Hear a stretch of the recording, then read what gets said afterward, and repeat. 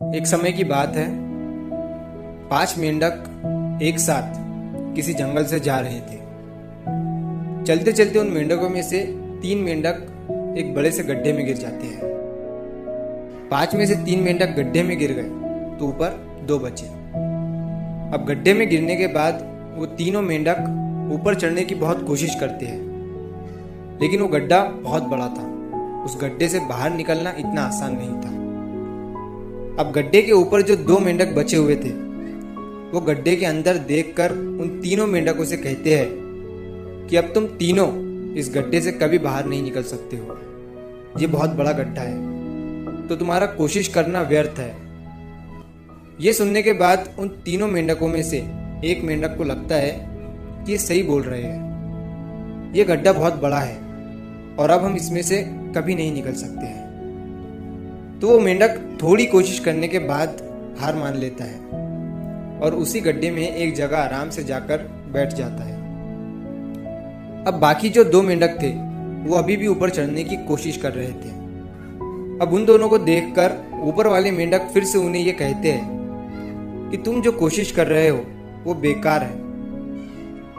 तुम इस गड्ढे से कभी बाहर नहीं निकल सकते हो और अब तुम्हें अपनी सारी जिंदगी इसी गड्ढे में गुजारनी पड़ेगी।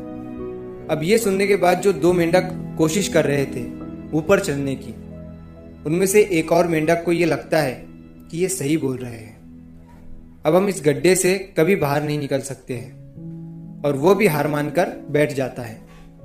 लेकिन अभी भी उनमें से एक मेंढक ऊपर चढ़ने की कोशिश कर ही रहा था। ऊपर वाले 2 मेंढक उसे भी कहते हैं कि क्या तुम्हें सुनाई नहीं दे रहा है? उन दोनों ने हार मान लिया है और तुम अभी भी ये सोच रहे हो कि तुम इस बड़े से गड्ढे से बाहर निकल सकते हो। वो ऊपर वाले दोनों मेंढक उसे बोलते रहे, लेकिन उनकी बातों का उस मेंढक पर कोई असर नहीं हुआ और वो मेंढक कोशिश करता रहा और कोशिश करते करते वो उस गड्ढे से बाहर निकल गया।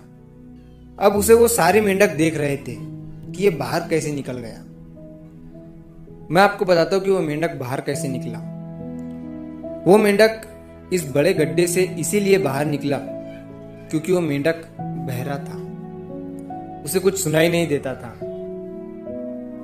तो इस कहानी से हमें ये सीख मिलती है कि जब हम जिंदगी में कुछ अच्छा करते हैं तो बहुत लोग आते हैं हमें रोकने के लिए, तरह तरह की बातें करते हैं। लेकिन अगर आपको अपने काम में कामयाबी हासिल करनी है तो बहरे बन जाओ। उनकी बातों का अपने ऊपर कोई असर ही मत होने दो, क्योंकि सबसे बड़ा रोग क्या कहेंगे लोग तब भी कहते हैं